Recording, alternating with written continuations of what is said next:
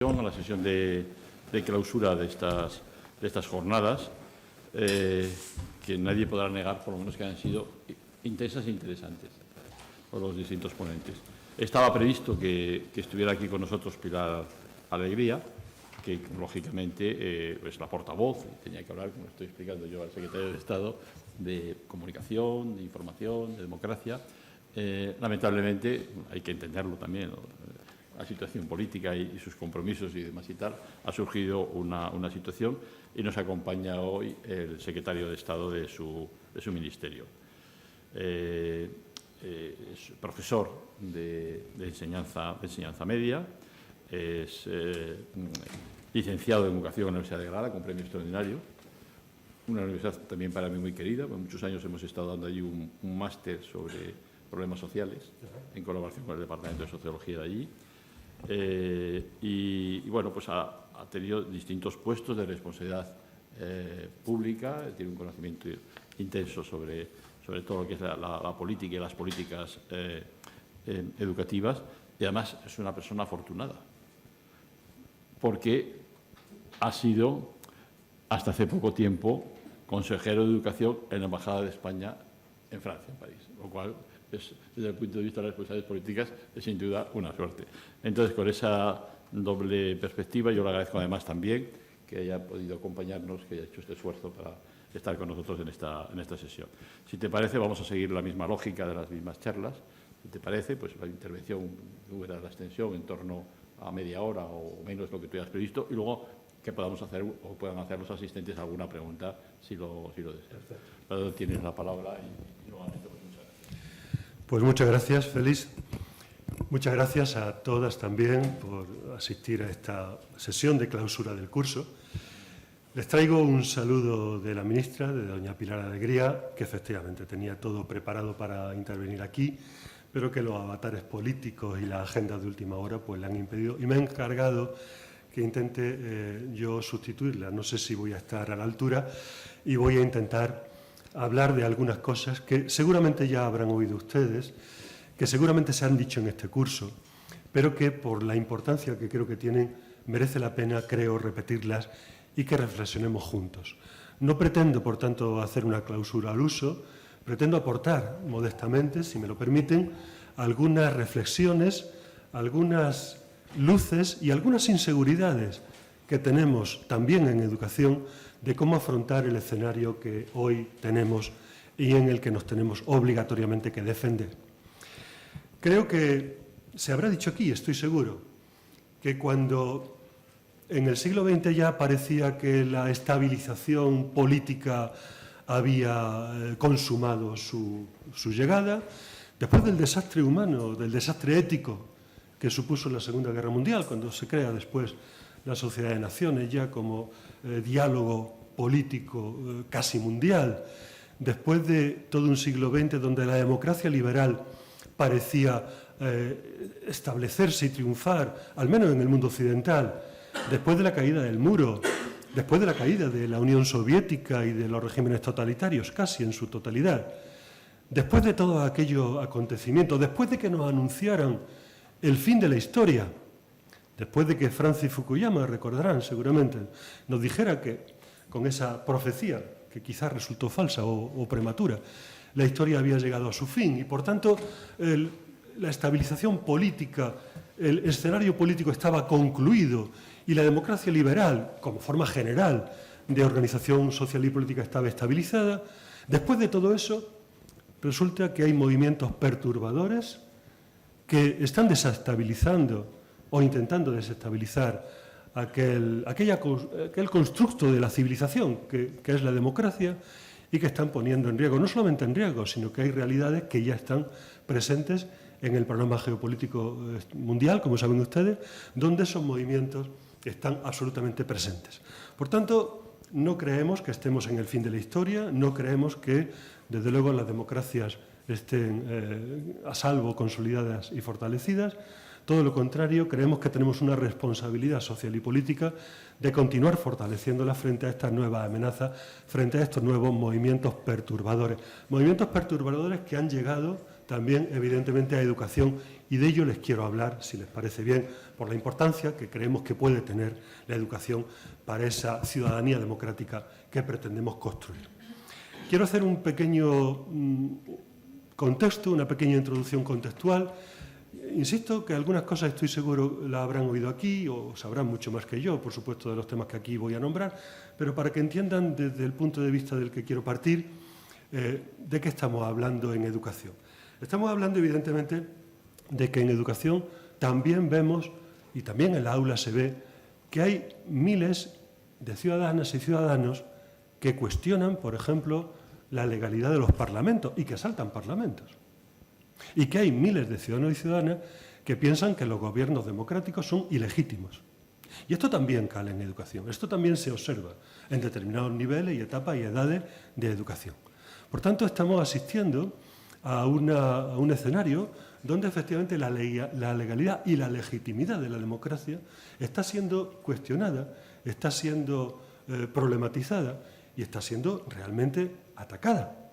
A partir de ahí, las dudas que surgen, comprenderán ustedes, en alumnado todavía joven, todavía sin un criterio y sin una información accesible para ellos, están presentes. Y, por tanto, estas dudas y estas oscilaciones ideológicas le hacen tener unas opiniones muy volátiles, es cierto, pero también a veces alejadas, a veces, y ahora matizaré esto, de los pensamientos democráticos, del orden democrático que entre todas y todas hemos construido. Lógicamente, esos comportamientos, esos intentos de legitimación o de ilegalización del orden democrático están intencionalmente dirigidos. De esto habrán oído hablar en este curso y en otros contextos con total seguridad.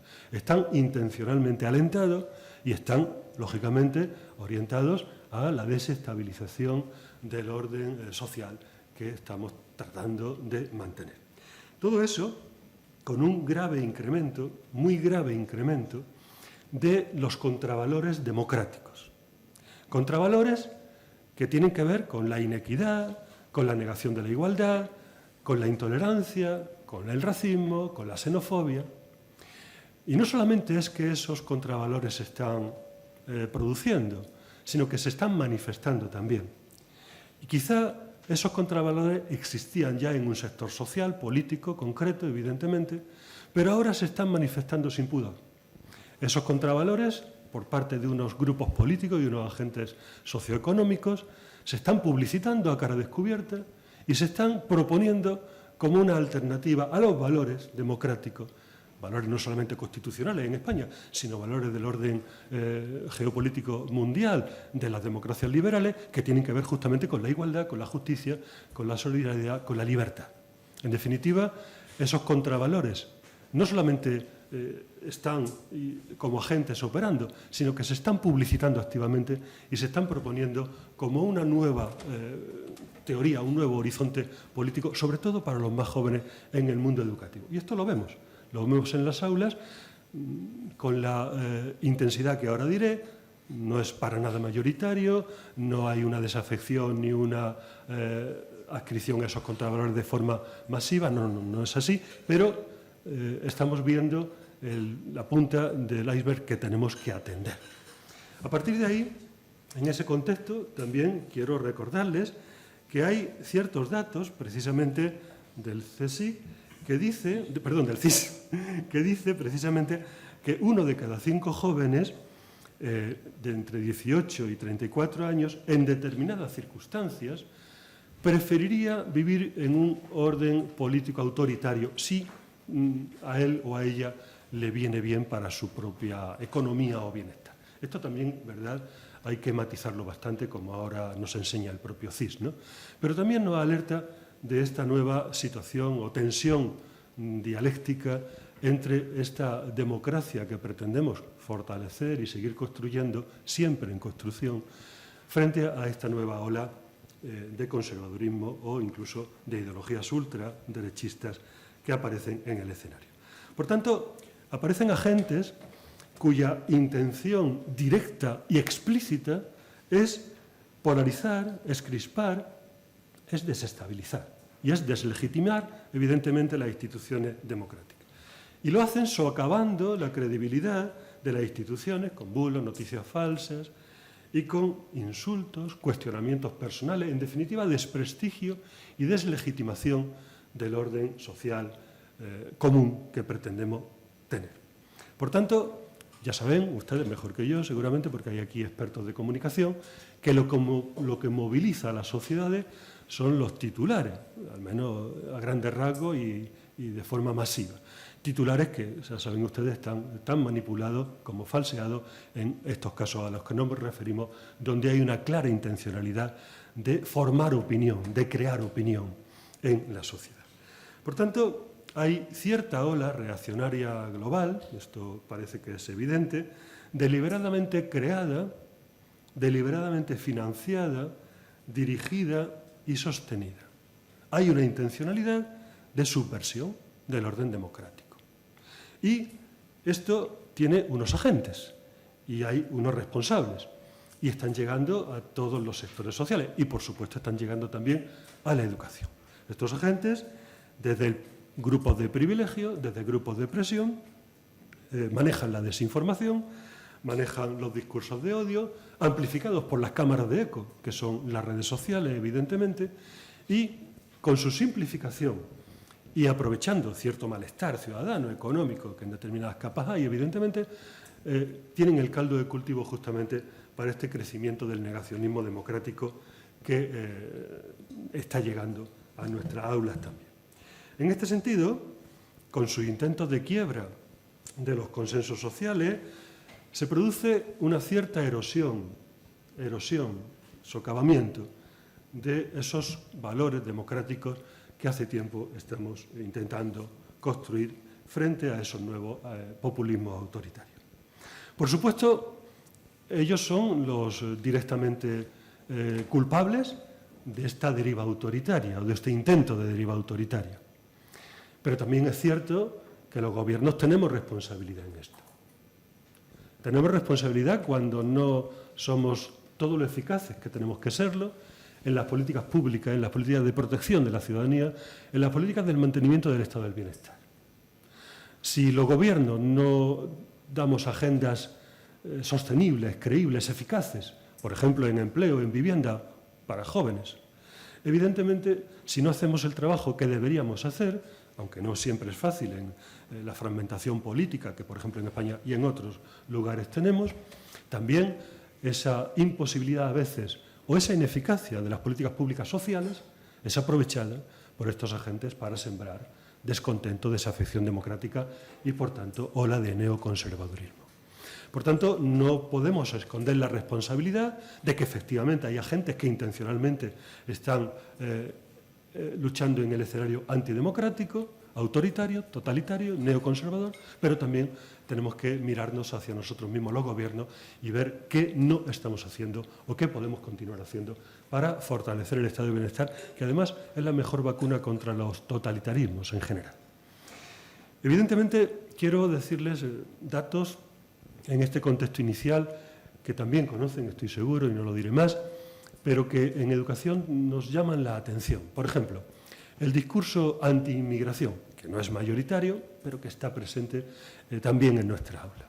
La inmigración es vista por un sector juvenil como un problema. Bueno, es vista en general, como nos enseña el CIS, como el segundo problema que percibe la sociedad española, como el segundo problema.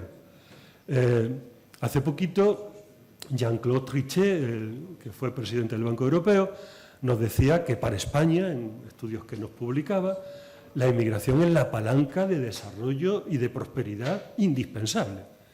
Y que evidentemente sin la inmigración no podríamos tener los crecimientos económicos que estamos teniendo y la prosperidad que estamos teniendo. Por tanto, ¿qué pasa cuando el dato objetivo es que la inmigración está contribuyendo absolutamente decisivamente y de forma imprescindible al crecimiento económico y, sin embargo, está viéndose la inmigración como un problema, no solamente en lo social, sino también en las aulas donde se comparte por una parte del alumnado y de la comunidad educativa?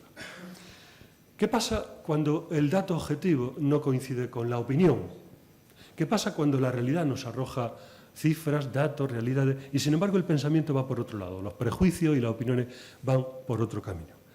¿Qué pasa también, por ejemplo, con la economía en España? Y esto no es triunfalismo, porque no lo decimos nosotros solamente desde el Gobierno, lo dicen datos objetivos del Eurostat, lo dicen los datos económicos globales.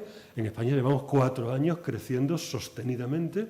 En el último trimestre hemos crecido el 0,6, en los últimos 7 trimestres hemos crecido sostenidamente, económicamente. La economía va estupendamente, lo dice hasta Donald Trump. El otro día decía, ya lo habrán oído ustedes, que no sabe por qué España no invierte el 5%, etcétera, en defensa, cuando la economía va estupendamente en España.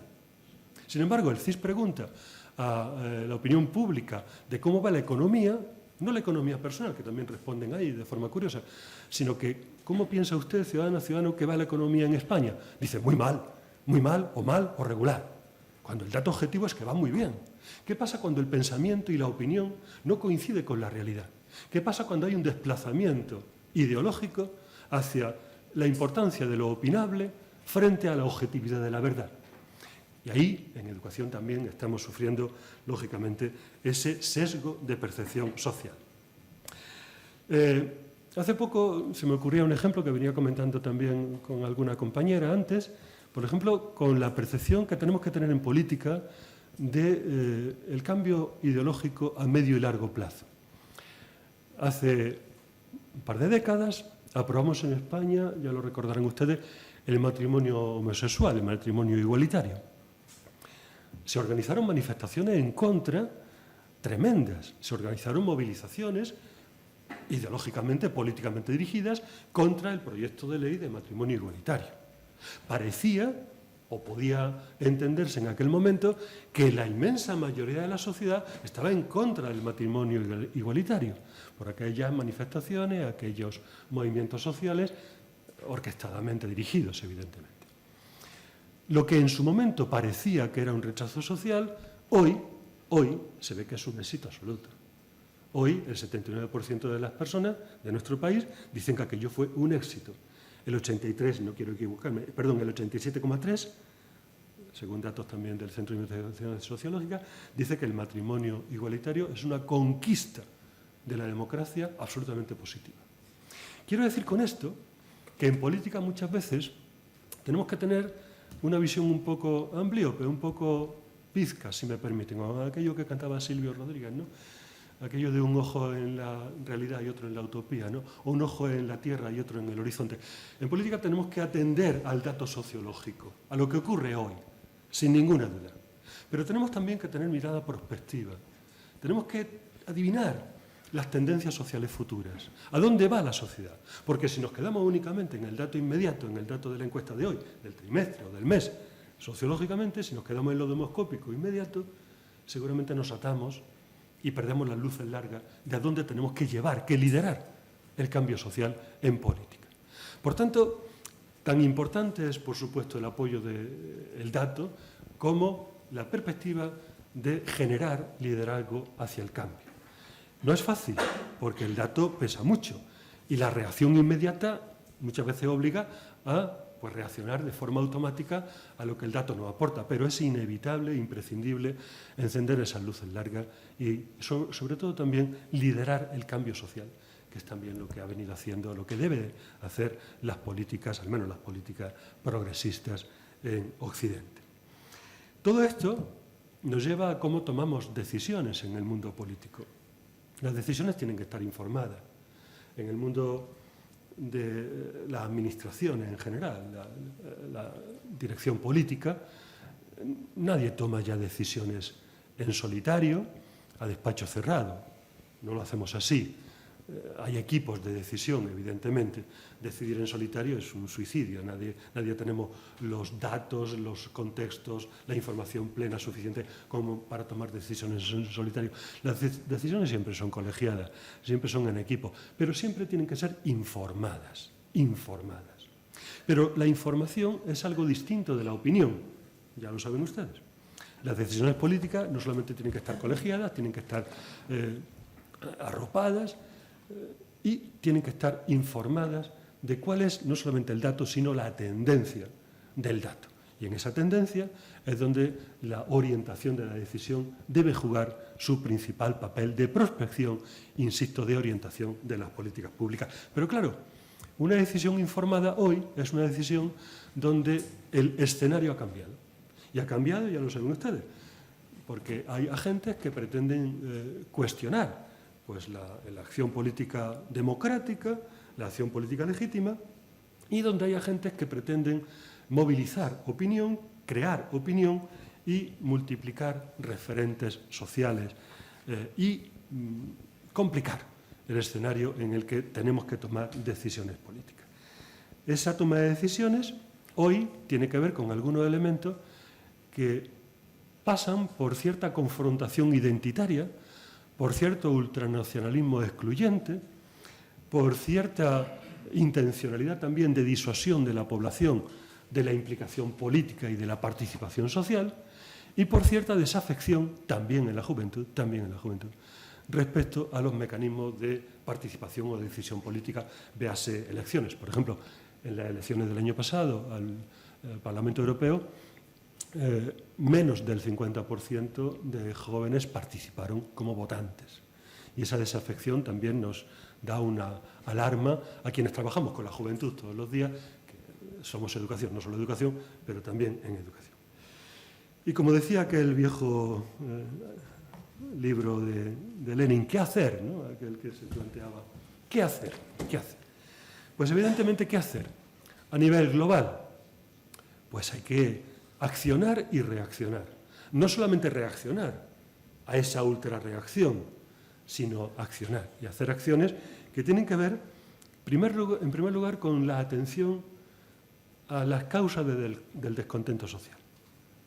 Causas, no negar el descontento, que existen, que tienen que ver con crisis económicas provocadas, evidentemente, por los sistemas que tenemos, dirigidas y lesivas para las clases más desfavorecidas, evidentemente, pero que provocan descontento y que provocan, lógicamente, desconfianza en los mecanismos políticos de reequilibrio o de compensación de esas crisis económicas que, lógicamente, afectan, como digo, a las clases más vulnerables. Pero no solamente hay que hacer políticas de fortalecimiento del estado del bienestar, de evitación del descontento social, sino que hay, sobre todo, que hacer una acción moral, una acción ética, de fortalecer los valores frente a esos contravalores de la democracia, de la convivencia, de la tolerancia, de la igualdad, de la legalidad, de la legitimidad y, por supuesto, de la convivencia pacífica de la ciudadanía. Solamente la política pragmática no va seguramente a superar esa desafección o ese alejamiento de una parte de la juventud de los mecanismos de participación. Tenemos que educar en democracia y tenemos que hacer cosas a nivel estatal y a nivel, desde el punto de vista de la formación de la ciudadanía democrática, a la que dentro de muy poquito me voy a referir. No quiero abundar más en ello, porque estoy seguro que también se habrá dicho aquí. A nivel, por ejemplo, de política general, a nivel de política global, bueno, ayer mismo clausuramos en Sevilla una cumbre donde evidentemente la solidaridad internacional tiene que ver con la ayuda al desarrollo, con la financiación para el desarrollo, cumbre a la que no asistieron pues, países absolutamente claves en esa financiación, lo cual ya es un gesto político de que no compromiso hay con esa acción, y a nivel intentar también, aunque esto es una desiderata un poco ilusa, intentar rebajar el nivel de crispación. Vamos a seguir intentándolo, no se va a conseguir, porque hay interés en que la crispación siga, porque hay interés en mantener la polarización, la crispación, el ataque, el frentismo y, evidentemente, la desinformación y el ruido. No vamos a dejar de intentarlo. Ojalá tuviéramos un código de conducta parlamentaria digo, desde la concejalía del ayuntamiento más pequeñito, que también ahí se montan bravas, hasta el Senado con lo ilustre y digno que debe ser, ¿no? Ojalá tuviéramos un código de conducta verbal y de conducta parlamentaria donde la agresión, el insulto, la descalificación personal, donde las acusaciones ad hominem estuvieran proscritas, ¿no? No vamos a conseguirlo, porque evidentemente eso está en el juego de quien interesa que esa tensión se mantenga para sus propias percepciones de deslegitimación de las instituciones y de desconfianza de la ciudadanía. Pero no vamos a dejar de intentarlo, porque en ese rearme moral de la democracia y de la convivencia también tiene que ver el diálogo.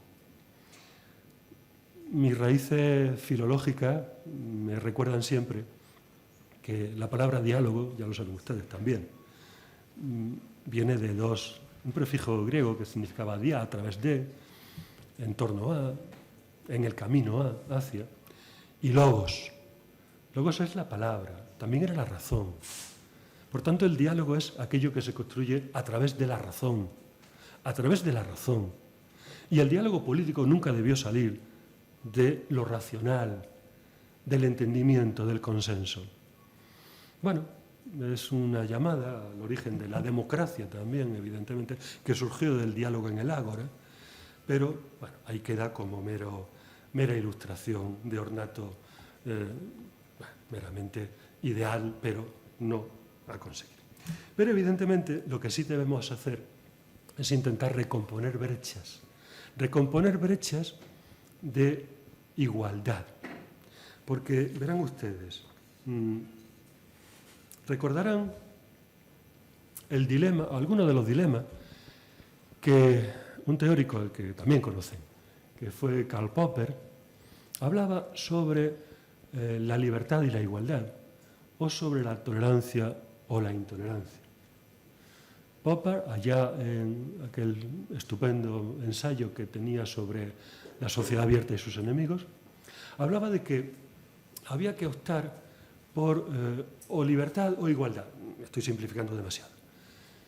Porque si nos empeñamos demasiado en trabajar, en conseguir la igualdad, seguramente estaremos poniendo en riesgo la libertad.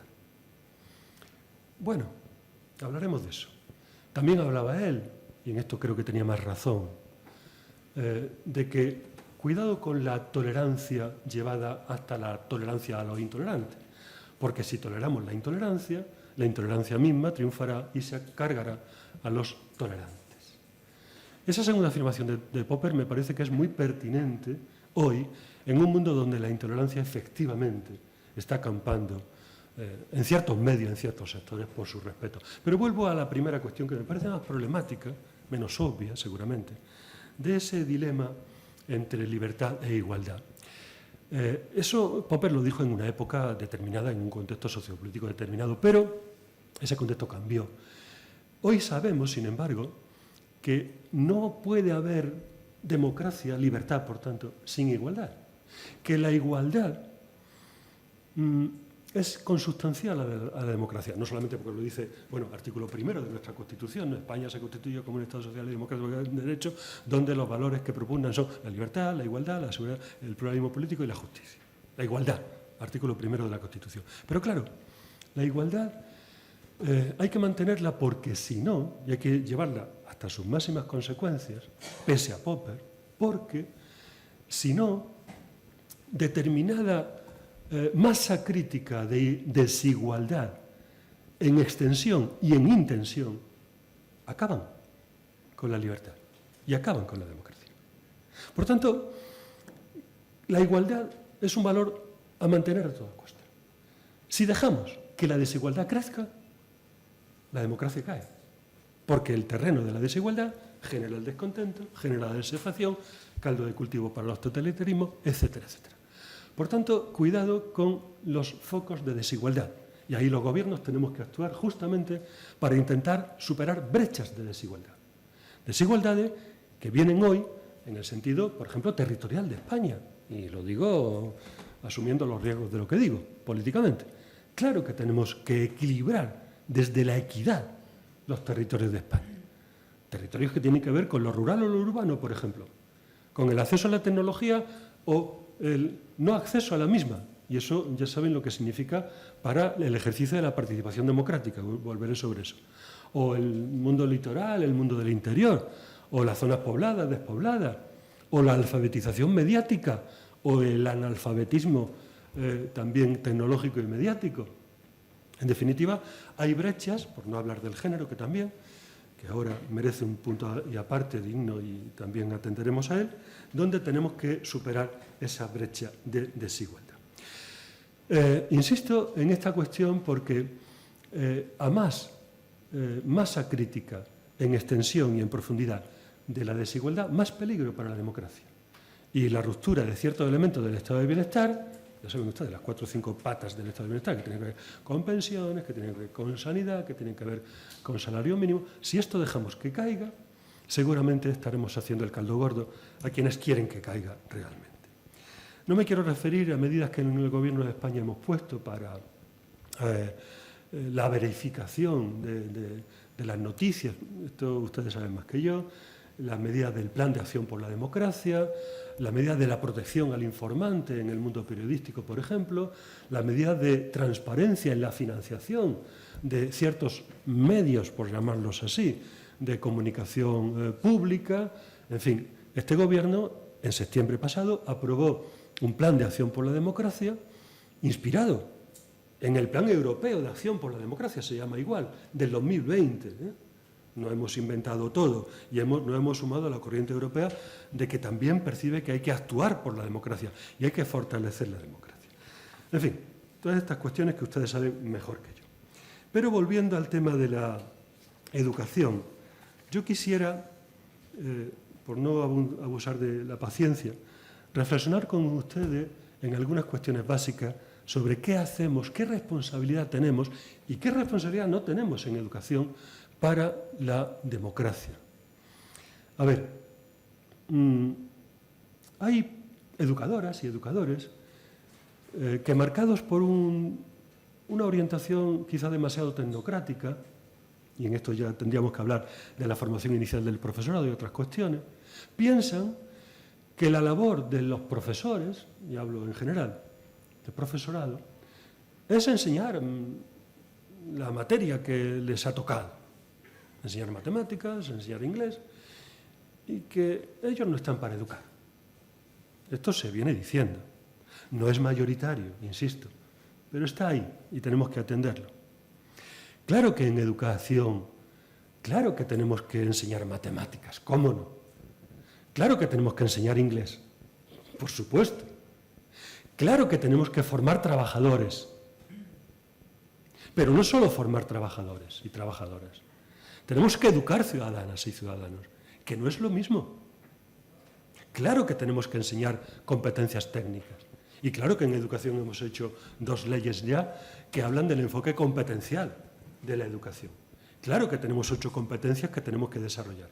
Y por supuesto que hay que dar la competencia de tecnológica, matemática, lectora, cultural, histórica al alumno. Pero además de las competencias, en Europa también, el día 12 de mayo estuvimos allí discutiendo de eso en Bruselas, con la competencia ciudadana, y ya se ha puesto en la agenda de Mintzatu, de la vicepresidenta de la Comisión, justamente porque vemos que es urgente educar para la ciudadanía y educar para la democracia. Puede parecer obvio, hasta insultante a la inteligencia, pero estoy seguro que en estos tiempos donde hay que recordar lo obvio, creo que estaremos de acuerdo en que nadie nace sabiendo matemáticas, ¿verdad? Yo no nací sabiendo matemáticas, a mí me las tuvieron que enseñar. Nadie nace sabiendo un idioma que no es el materno, y hasta ese hay que aprenderlo. Nadie nace sabiendo interpretar una obra de arte o disfrutar de una sinfonía musical. Nadie nace sabiendo lo que en la escuela enseñamos. Y por tanto nadie nace demócrata. No nacemos demócratas. Y por tanto, lo mismo que hay que enseñar matemáticas, hay que enseñar democracia. Porque no nacemos con las habilidades de comunicación, de participación, de implicación social. ¿Qué significa la democracia? Y tan importante, o más, es enseñar las competencias curriculares formales que tenemos en educación, como educar para la construcción de la ciudadanía democrática. Esto parece obvio, ¿no? Bueno, pues hay que recordarlo casi constantemente, cuál es la misión civilizatoria de la educación, cuál es la misión de la construcción social de la educación. ¿Qué espera la sociedad que le entreguemos? Cuando ellos nos confían a sus niños y niñas, ¿Qué esperan que les entreguemos a los 16 o 18 o 22 años? ¿Esperan que les entreguemos gente que sepa muchas matemáticas, y perdón por abusar del ejemplo, pero que no sepa desenvolverse en el mundo cotidiano? ¿Esperan que les entreguemos ciudadanos completos? Yo, al menos, como padre, espero eso, que a mi hija la educasen en, por supuesto, las matemáticas y el inglés y estas cosas, pero que me entregaran una persona, primero que me entregaran una buena persona, pero segundo que esa persona tuviera las habilidades de interacción social, de solidaridad, de tolerancia, de interacción y, por tanto, de inteligencia también social, de empatía, para construir sociedad.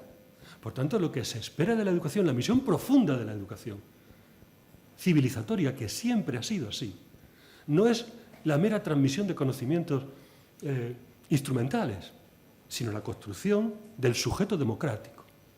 Esa es la verdadera misión civilizatoria de la educación.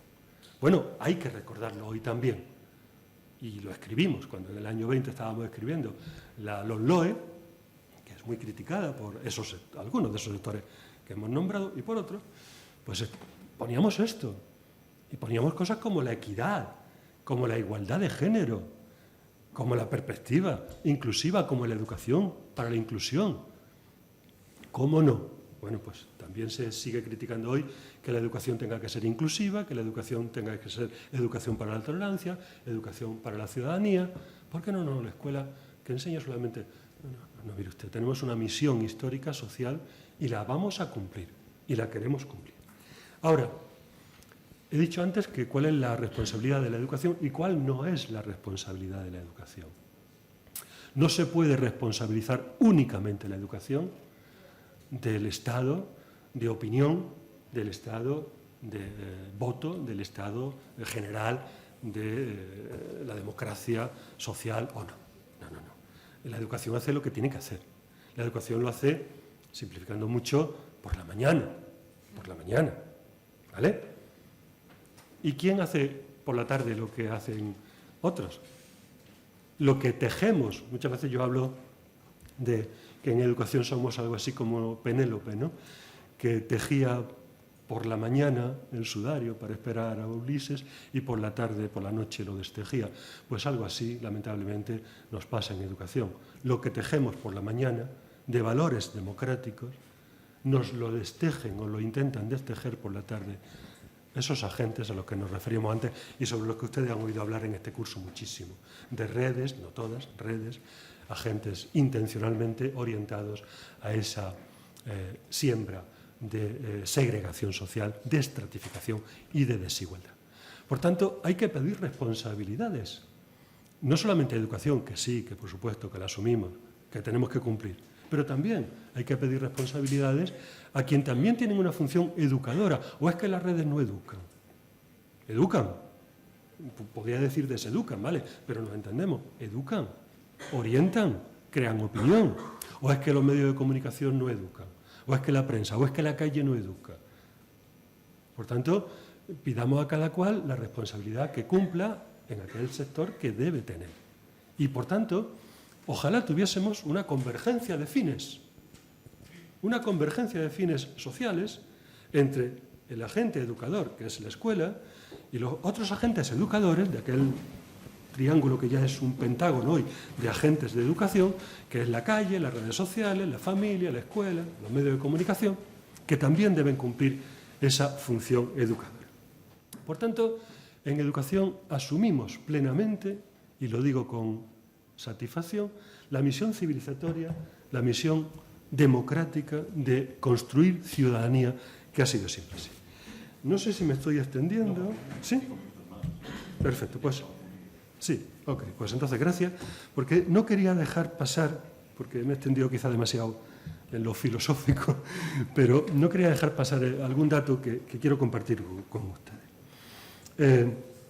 En esta educación para la ciudadanía también tenemos distintas visiones.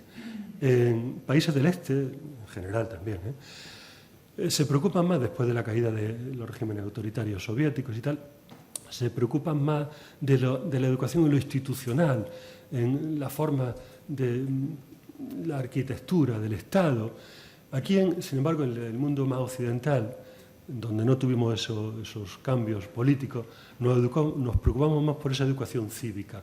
Y en congresos que tenemos internacionales sobre estos asuntos ponemos encima de la mesa estas visiones diferentes, pero todos coincidimos con estos matices en la imprescindible labor de la construcción democrática, del apoyo, del fortalecimiento moral de la democracia que tiene que hacerse desde lo educativo. Yendo a los datos y algunas cuestiones, podríamos preguntarnos cuál es el grado de erosión de los valores democráticos en jóvenes varones. En jóvenes varones. ¿Por qué? ¿Hay cierto grado de erosión de valores democráticos? Sí, no solamente en jóvenes, también en ellos. ¿Han crecido las opciones políticas excluyentes, totalitarias? Sí. ¿Han crecido entre los jóvenes? Sí. Pero el CIS nos dice, pero es que también han crecido en la población en general. Por tanto, no hay tanto crecimiento disímil, asimétrico en la juventud respecto a otros sectores de edad. Han crecido. Hay erosión e intentos de erosión de valores democráticos, pero se dan más en jóvenes varones. A ver, en 2012 hay un artículo clásico que conocerán ustedes también, de Alzheimer, otro Alzheimer, no se escribe tampoco igual, que decía que los chicos, esto es simplificar mucho, son de extrema derecha, la juventud. ¿Por qué? Porque había una nueva conclusión que este politólogo alemán, a partir de aquel momento, difundía como que en general, como consecuencia también de cierto momento del estado del bienestar, se estaban acercando a posiciones de extrema derecha. Pero también es cierto que esto va por géneros. Y es interesante esto, porque el apego o desapego a la democracia tiene género. Y tiene género porque tiene que ver también con las formas con que la masculinidad machista se vincula con opciones políticas autoritarias. Yo creo que ya me han entendido, ¿verdad? Pues lo voy, sin embargo, si me lo permiten, lo explicaré un poquito más. Entre las jóvenes, las alumnas, es más la tendencia, la inclinación a la participación, y es un valor fundamental de la democracia, que entre los jóvenes. Es más la sensibilidad social y la implicación en temas sociales en las alumnas que en los alumnos. Hablo de alumnas y alumnas porque es lo que conozco. En general, esto puede ser extrapolable con matices también a la población española, y no solamente española, en general. Por tanto, es cierto que las opciones totalitarias prenden más en los jóvenes, pero porque prenden más en la sociedad en general, como decía antes, pero prenden más en los varones, porque el modo de masculinidad ancestral, los modos de masculinidad machista, que tienen que ver con el poder, lo físico, lo agresivo incluso, pues está más vinculado a los varones y, por tanto, ellos tienen un reflejo en determinadas opciones políticas donde la autoridad, el poder, que emana de aquella concepción masculinizante, les identifica más. Sin embargo, las alumnas, y esto es muy interesante, tienen, claro, como no están en esa concepción en general de la masculinidad agresiva, no están tan apegadas a esas formas totalitarias de las nuevas opciones, de estas opciones políticas, porque tienen una reacción interesantísima donde perciben que hay otros modos de relación menos autoritarios, menos jerárquicos, menos de poder en las aulas. Y esto tenemos que aprovecharlo.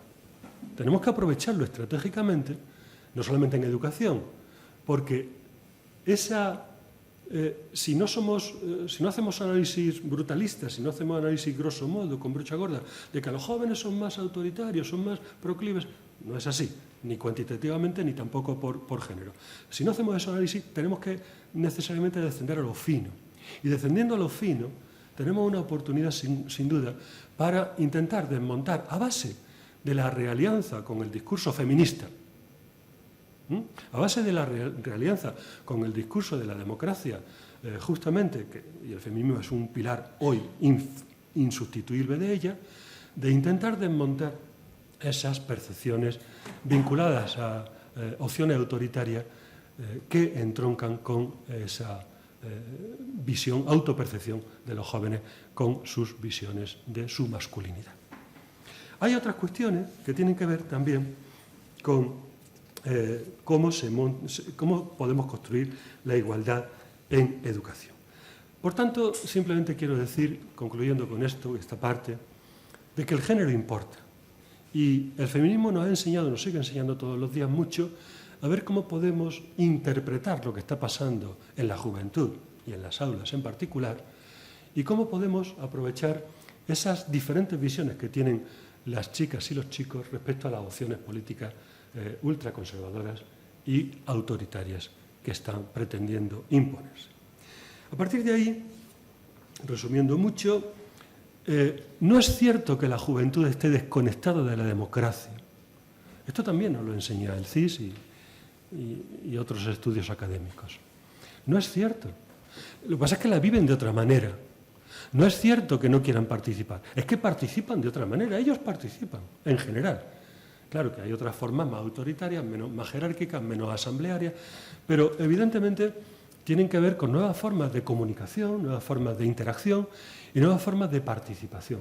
Por tanto, tenemos la necesidad también de observar, de ver las nuevas formas de participación, de implicación, qué temas les duelen, qué temas les llaman la atención y en qué temas son sensibles y cómo se organizan, cómo participan ellos con sus nuevos canales, sus nuevas formas, sus nuevos lenguajes, sus nuevas sensibilidades y aprovechar para, evidentemente, poner freno a esas opciones autoritarias, totalitarias que quieren abrirse intencionadamente paso. Por tanto, hay nuevas formas de acción política, nuevas formas de participación social, pero evidentemente tenemos que enseñar a participar. La participación en democracia es fundamental.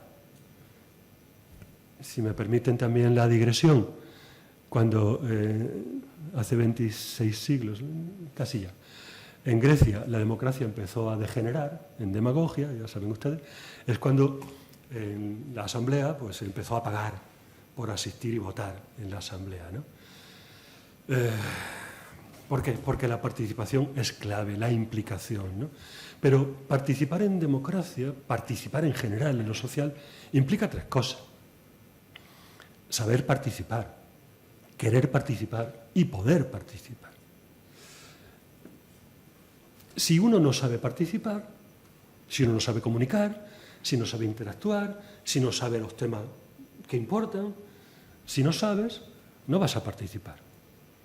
Si no quieres participar, tampoco. Pero si no te dan la oportunidad, tampoco. Por tanto, tenemos que hacer desde educación al menos dos cosas. De ese taburete, de esas tres patas de la participación, nos competen especialmente dos. Enseñar a participar y dar las posibilidades de participar. Que tengan oportunidad de poder participar. Por tanto, saber y poder. Poder participar significa que la educación tiene que educar en democracia no solamente desde el punto de vista del discurso teórico, sino desde la vida cotidiana, desde la organización democrática de los centros, desde las instancias de participación en los centros docentes, desde muy pequeñitas y pequeñitos, donde el alumnado tenga posibilidades de ser escuchado, de manifestarse, con sus etapas, con sus modulaciones, con sus orientaciones, evidentemente, con sus acompañamientos. Pero la participación se practica y, por tanto, no puede ser un mero, como tampoco el de la democracia, discurso teórico. Tiene que ser una vivencia. Tiene que vivirse en los centros educativos la participación como una práctica cotidiana. Y tenemos que enseñar a hablar en público. ¿Cómo no vamos a enseñar a hablar en público si hoy es una de las habilidades sociales más demandadas, no solamente para lo político, sino para lo económico y lo laboral? Tenemos que enseñar a defender tu idea. Tenemos que enseñar oratoria y retórica actualizada, como es lógico, ¿no? Tenemos que enseñar a dar tu opinión y a respetar la de los demás, sabiendo que no todas las opiniones son respetables. Es que todas las opiniones son respetables. Yo respeto tu opinión porque todas las opiniones... De ninguna manera. ¿Cómo van a ser todas las opiniones respetables? Desde el año 48 lo sabemos con los derechos humanos. No todas las opiniones son respetables. Hay opiniones que no debemos respetar. Y esto tenemos que enseñarlo también, enseñando derechos humanos y enseñando aquellas opiniones que hay que ponerles barrera y freno, evidentemente.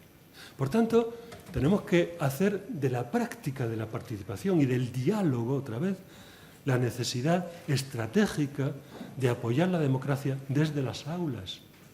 Y luego, como digo, saber y poder participar, enseñar a participar.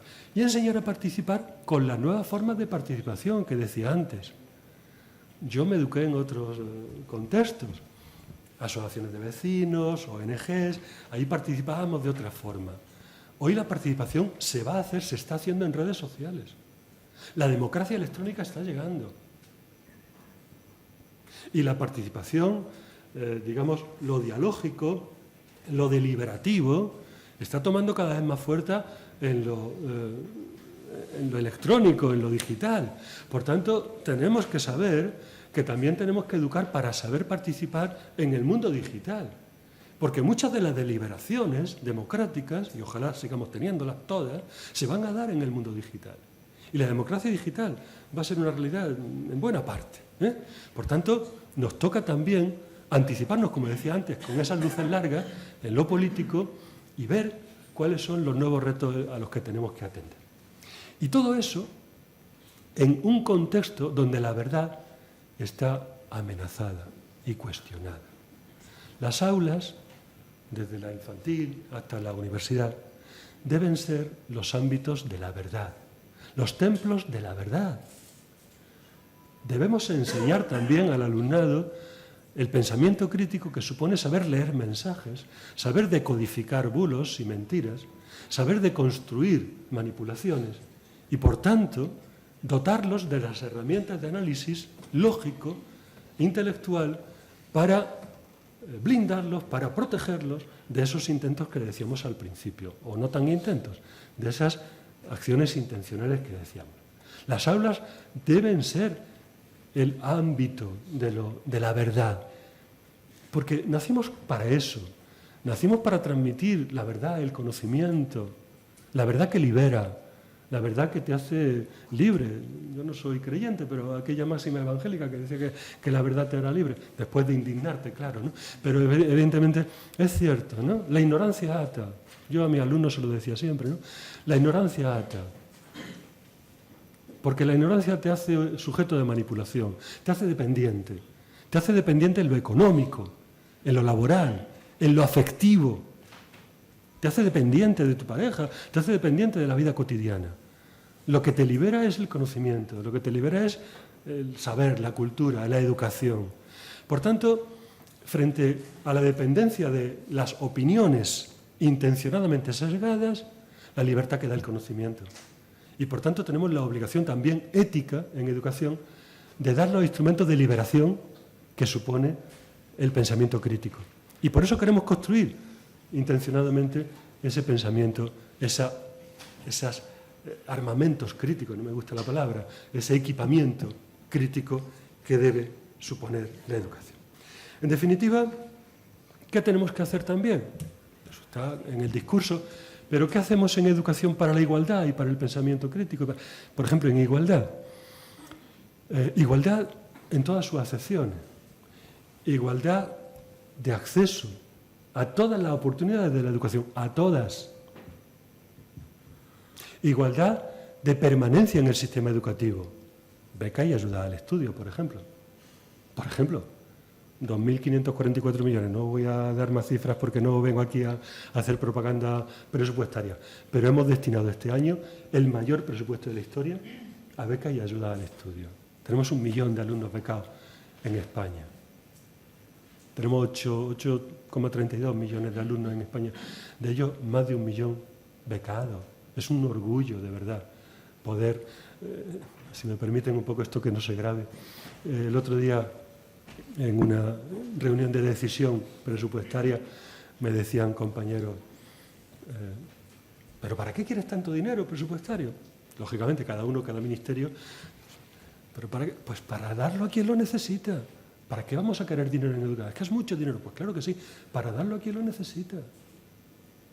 para que nadie pueda ser expulsado del sistema educativo por causas socioeconómicas.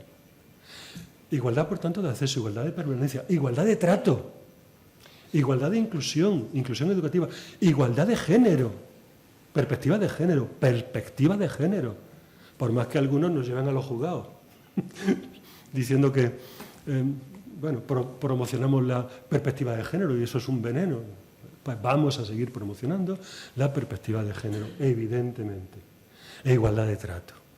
Igualdad de trato frente a cualquier opción personal, sexual, orientación afectiva, origen cultural, lingüístico, opción de creencia, igualdad de trato, que ya era hora. Por tanto, igualdad en todas sus acepciones. En definitiva, pensamos que evidentemente la educación por sí sola no sostiene la democracia, ni puede asumir esa responsabilidad, pero sin ella es mucho más difícil que la democracia se sostenga. Por tanto, estamos en ese empeño, estamos empeñados en que la educación, por supuesto, contribuya al crecimiento económico, genere alumnado competencialmente equipado, produzca cualificaciones profesionales estupendas, pero además, y sobre todo, construya civilización, construya ciudadanía. Por tanto, para eso extendemos la educación infantil 0-3 a las familias más desfavorecidas, para que la inclusión educativa temprana sea un factor de equidad social. Por eso damos becas y ayudas, por eso hacemos sistemas amplios de formación profesional y, en definitiva, por mi parte, únicamente he querido humildemente reflexionar delante de ustedes de algunos de los problemas, pero también estrategias que podemos tener en educación. Estoy seguro de que muchas de las cosas que he dicho, todas, las habrán oído con antelación, pero he querido decirles cuáles son las intenciones, las finalidades, más allá de los números y las políticas pedestres que tenemos en el Ministerio, que nos mueven. La finalidad educativa, lo imprescindible que es educar para la construcción de la democracia y las estrategias que debemos tener para hacer frente a esos intentos perturbadores que también están llegando a educación. Pues muchas gracias y a su completa disposición.